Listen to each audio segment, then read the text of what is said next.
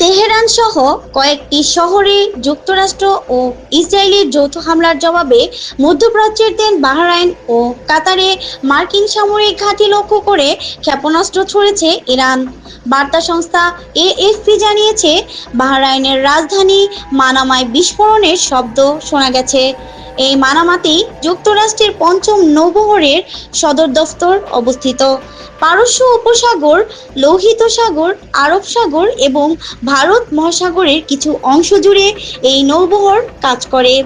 রাষ্ট্রায়ত্ত Bahrain news এজেন্সিকে উদ্ধৃত করে দেশটির ন্যাশনাল কমিউনিকেশন সেন্টার এক বিবৃতিতে জানিয়েছে, বাহরাইনে অবস্থিত মার্কিন নৌবাহিনীর পঞ্চম নৌবহরের পঞ্চম ফ্লিট সার্ভিস সেন্টার ক্ষেপণাস্ত্র হামলার শিকার হয়েছে।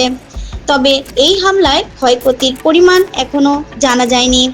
বাহরাইনের স্বরাষ্ট্র মন্ত্রণালয় জনসাধারণকে শান্ত থাকার ও নিরাপদ স্থানে যাওয়ার অনুরোধ জানিয়েছে। এদিকে কাতারের প্রতিরক্ষা মন্ত্রণালয় জানিয়েছে, যুক্তরাষ্ট্রের নির্মিত পেট্রিয়ট প্রতিরক্ষা ব্যবস্থা ব্যবহার করে ইরানের বেশ কয়েকটি ক্ষেপণাস্ত্র ভূপাতিত করা হয়েছে।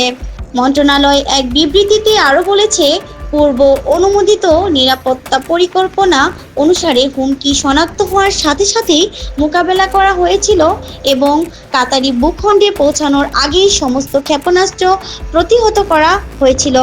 তবে কাতার ভিত্তিক সংবাদ মাধ্যম আল জাজিরা জানিয়েছে, কাতারের প্রতিরক্ষা মন্ত্রণালয় ইরান থেকে ছোড়া সমস্ত ক্ষেপণাস্ত্র প্রতিহত করার কথা বলার কিছুক্ষণ পরেই রাজধানী দোহায় একাধিক বিকট বিস্ফোরণের শব্দ শোনা গেছে। ইতিমধ্যেই কাতার এবং বাহরাইনের মার্কিন দূতাবাসগুলো তাদের কর্মীদের নিরাপদ আশ্রয়ে যেতে বলেছে।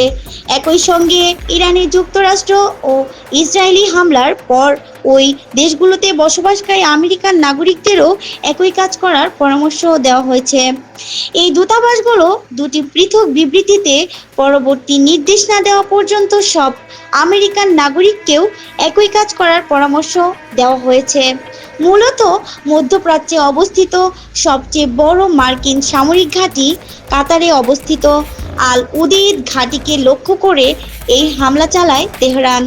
গত বছরের জুনেও মার্কিন হামলার জবাবে কাতারে অবস্থিত যুক্তরাষ্ট্রের ওই বিমান ঘাঁটিকে লক্ষ্য করে ক্ষেপণাস্ত্র নিক্ষেপ করেছিল ইরান। প্রসঙ্গত, ইরান আগে থেকেই হুঁশিয়ারি দিয়েছিল, যুক্তরাষ্ট্র হামলা চালালে মধ্যপ্রাচ্যে অবস্থিত মার্কিন সেনা ঘাঁটিগুলোতে হামলা চালানো হবে। এরপরই সম্ভাব্য যুদ্ধ পরিস্থিতিতে ক্ষয়ক্ষতি এড়াতে ইতিমধ্যেই মধ্যপ্রাচ্যের বিভিন্ন ঘাঁটি থেকে বেশ কিছু সেনা ও সামরিক সরঞ্জাম সরিয়ে নিয়েছে যুক্তরাষ্ট্র। নাহিদা, কথা টিভি ৭১, ঢাকা।